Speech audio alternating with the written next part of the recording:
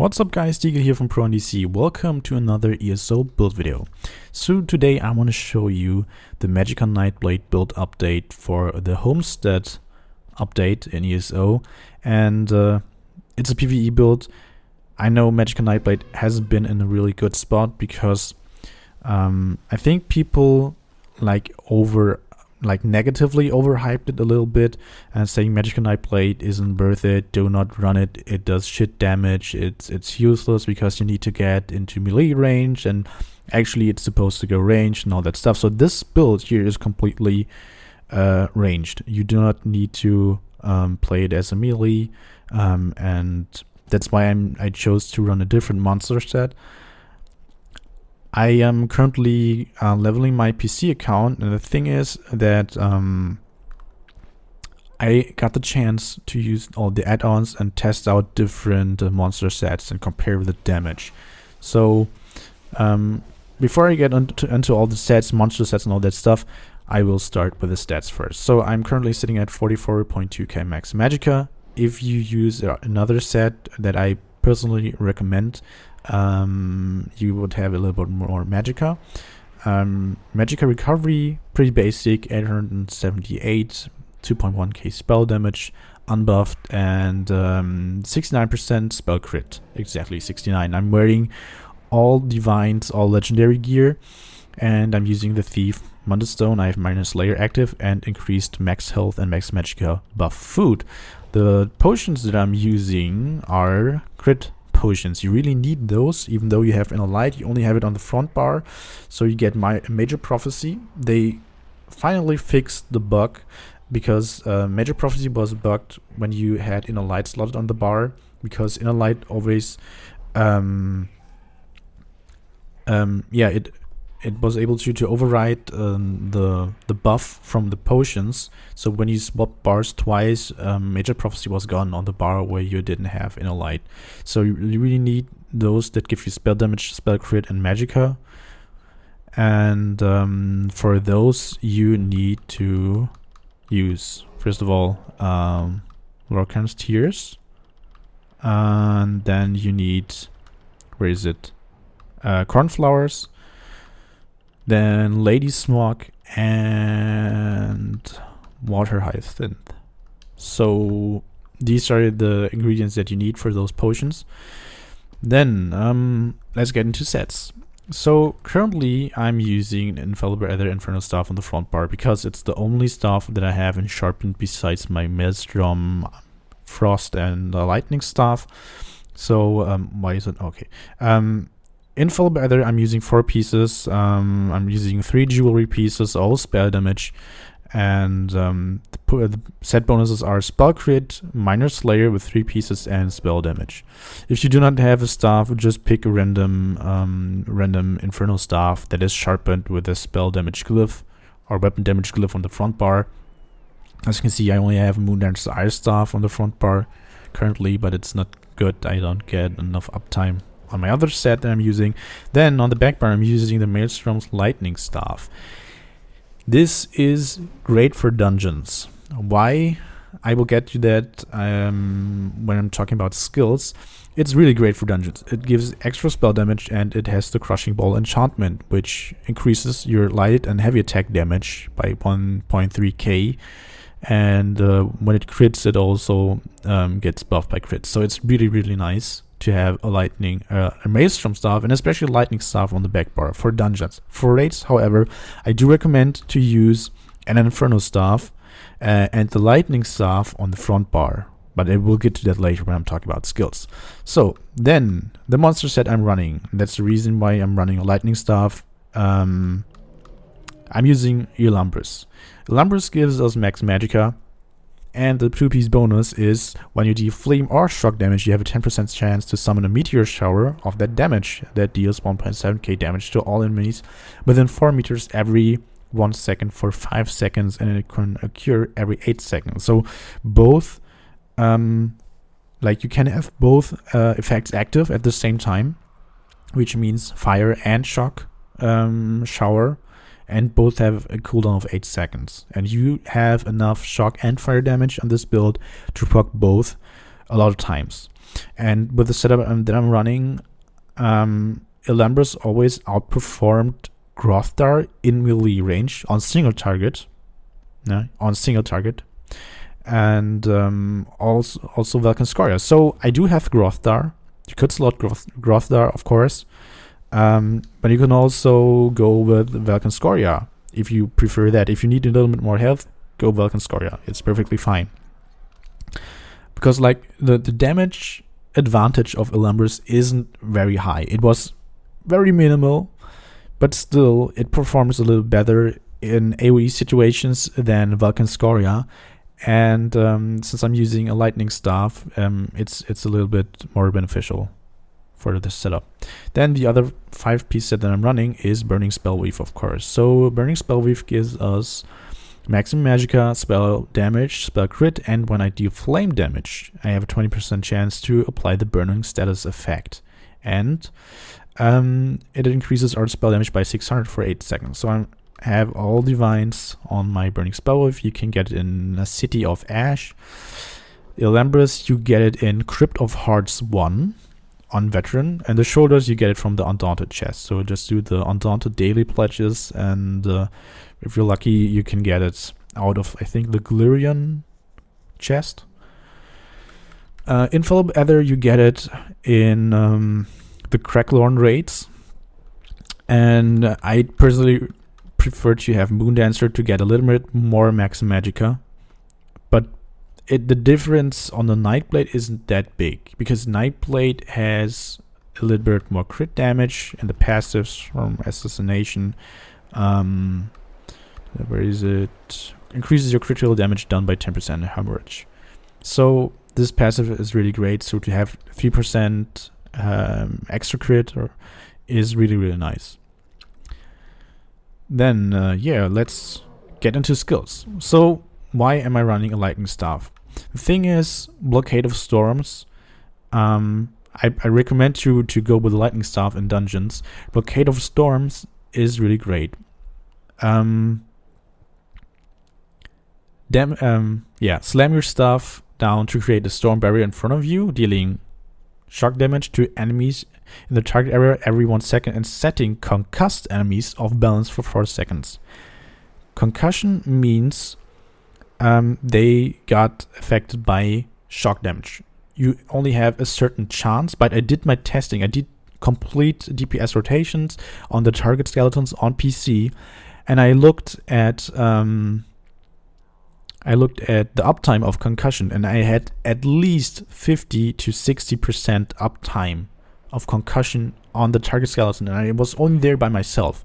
I didn't have any drain slotted and stuff like that. I had 50, 55, sometimes 60% uptime of concussion with the Blockade of Storms, and that is amazing.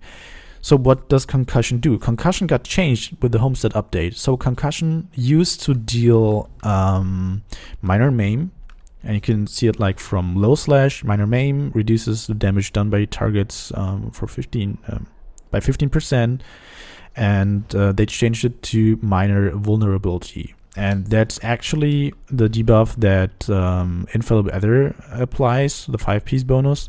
So the damage taken by enemies gets increased by 8%. And that's actually really, really great.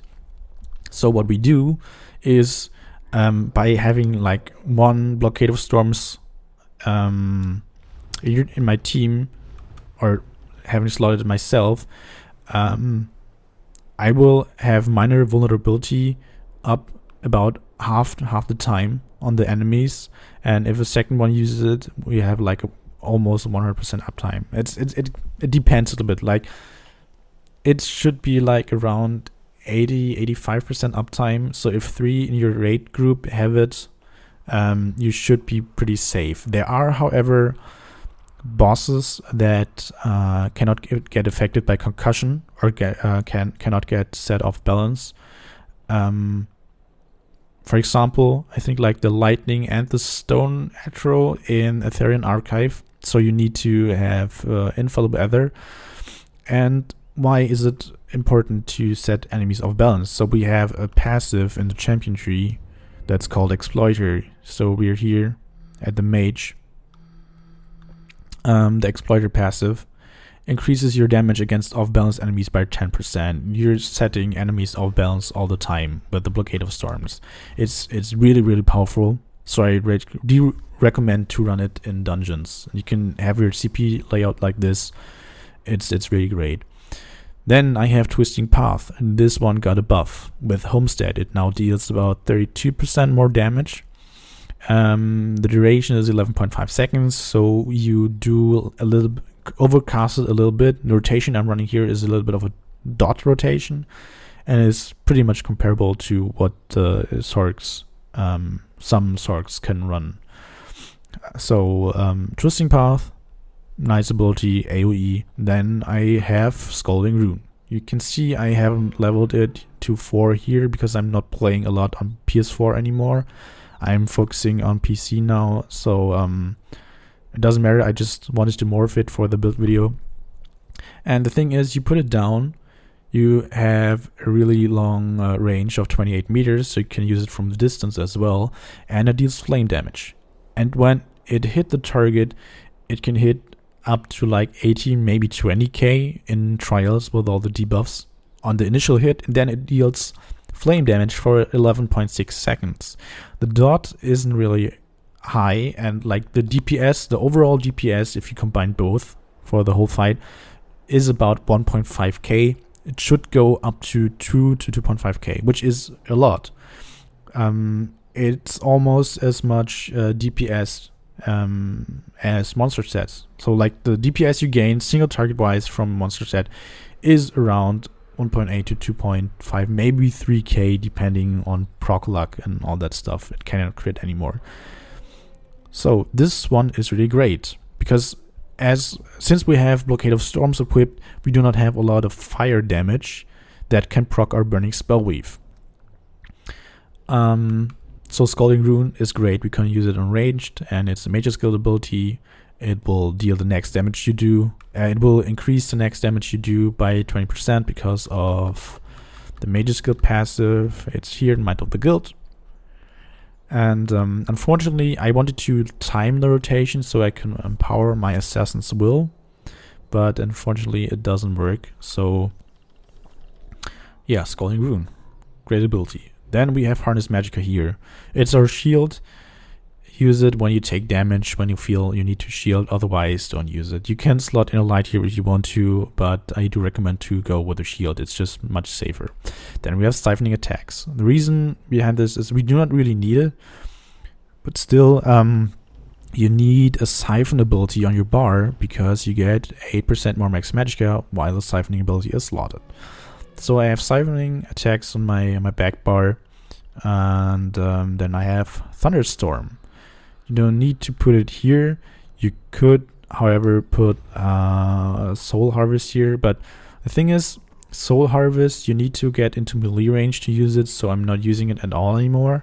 It will give you a bit more crit on the back bar, but Soul Harvest got nerfed a bit.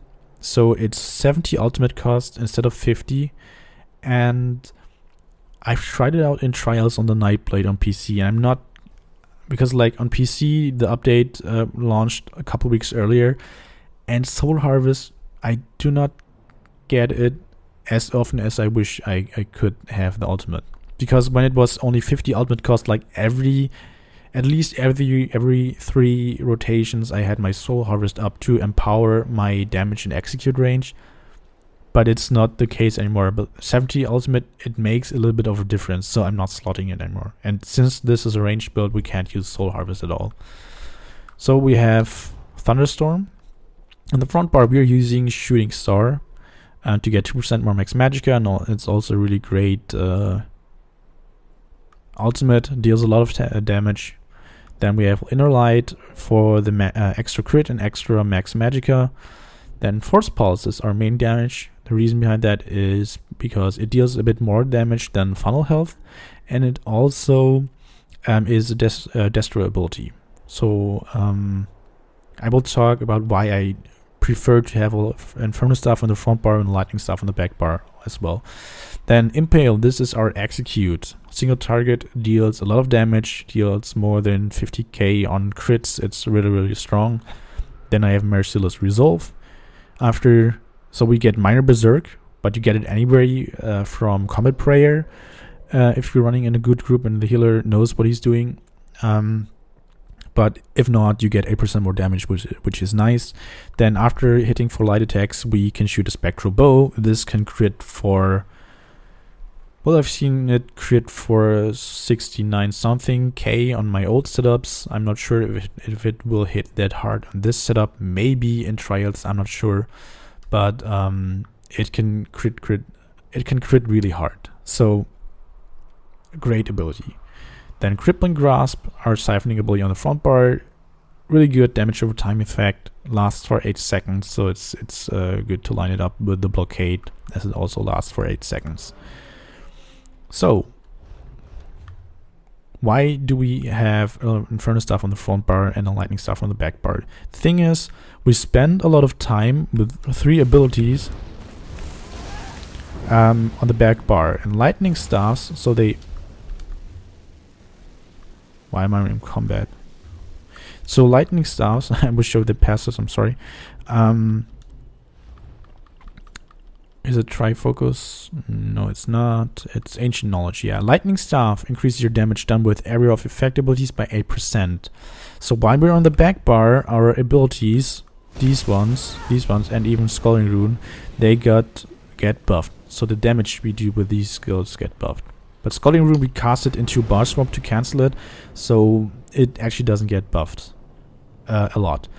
Then, on our front bar we have an Inferno Staff, and Flame Staffs increases our damage done with single target abilities by 8%. So our Execute, our Assassin's Will proc. Oh, I just saw that I forgot to morph it, I'm sorry. Impale and Force Pulse.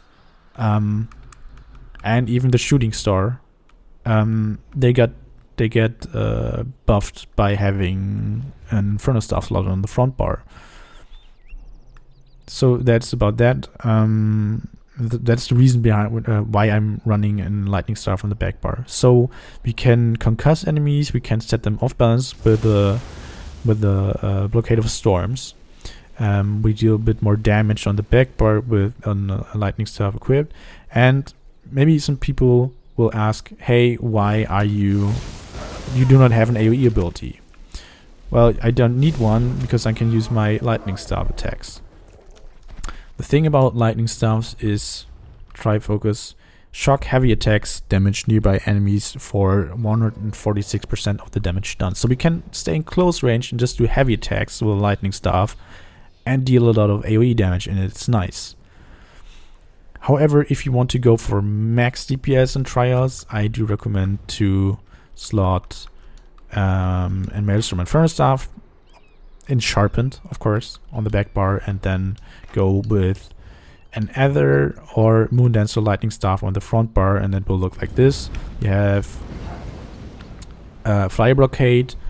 The thing about the Fire Blockade is that burning enemies will get 20% more damage from this ability.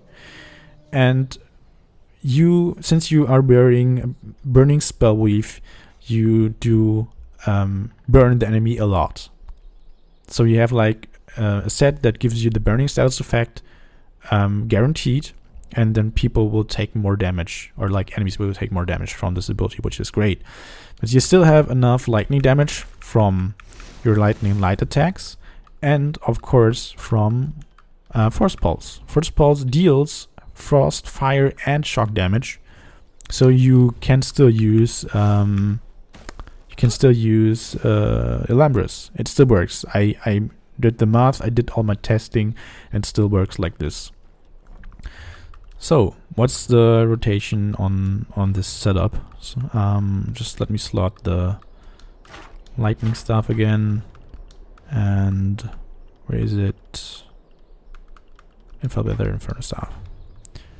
So guys, sorry for the small cut, I just needed to find a target skeleton where I can show the basic rotation. So first of all, I wanted to talk about the basic rotation first, because it will be a little bit too fast to commentate it. So what you do is you buff up with your Master's Resolve, then you cast your Inner Light, and then do a fully charged heavy attack, of course. of course. Then if you have your meter up, you cast the meter into bar swap. Then you do your light attack, twisting path, light attack, blockade of storms, light attack, scalding rune into bar swap. Then light attack, crippling grasp, and then you do shoot your merciless resolve. Then you do 2 light attack with force pulses, and then cast a light attack with a merciless resolve into bar swap. So it pretty much looks like this. I would just don't use inner light. And you, okay, heavy attack, bar swap, twisting path, blockade, scalding rune.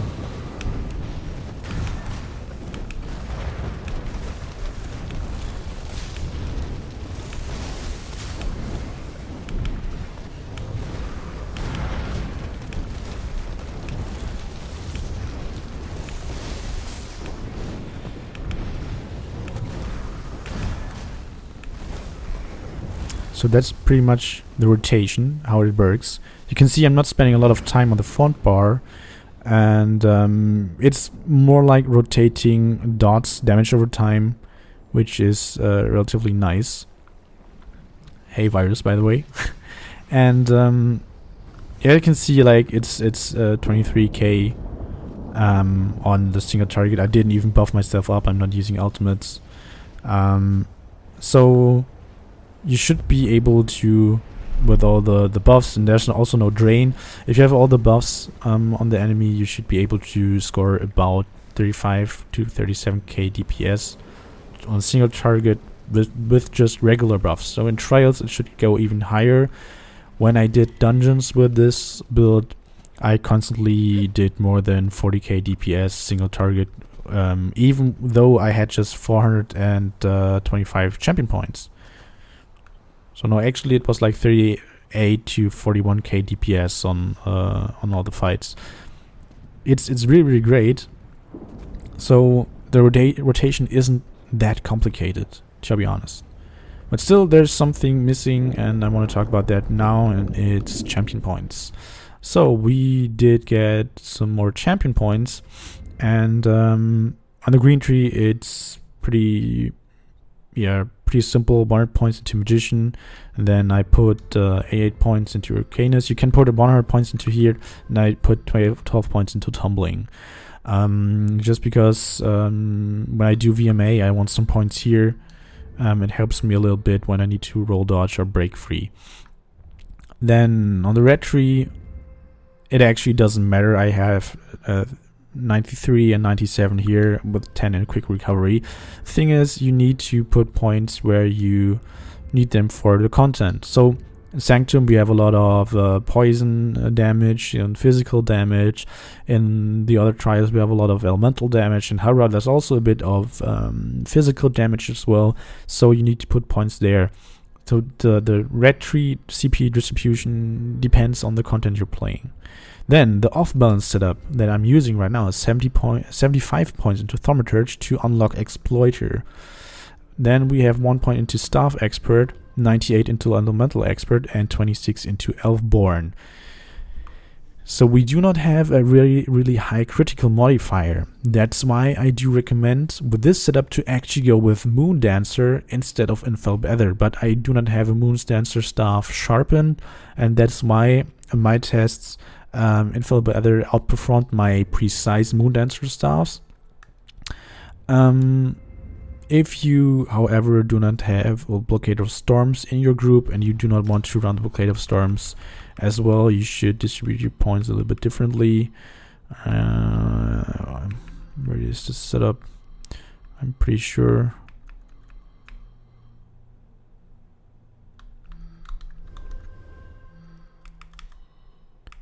So let's yeah, right. 50 Thaumaturge, 51 in Elfborn, 98 into Elemental Expert, and 1 into Staff Expert. So this is the CP setup that I recommend for this rotation if you do not have a Blockade of Storms. So if you cannot set enemies off balance, you keep the 98 into Elemental Expert. It's just like 0.4% more damage, and you do a lot of, you have a very high critical rating, 69%, so 51 in Elfborn is great, but you also use a lot of dot damage. So buffing your damage over time effects is also necessary. And since you're using VMA weapons, your light attacks are dealing a lot of damage, about 15 to 17% on this rotation. Like, it depends on your rotation, but for my tests I dealt about 15 to 17, at least 12% damage with my light attacks, so I put 1 point as a staff per expert to buff it a little bit more. So guys, that's it for today. I really hope you enjoyed the build video. If you have any questions regarding this build, feel free to ask them in the comment section below. Keep in mind, this is a build that's completely built around ranged DPS, so it's not for melee. That's why I'm using a Scalding Rune, but it's still a good ability. Trust me, I've tested it. I've used the add-ons on PC to test all the setups.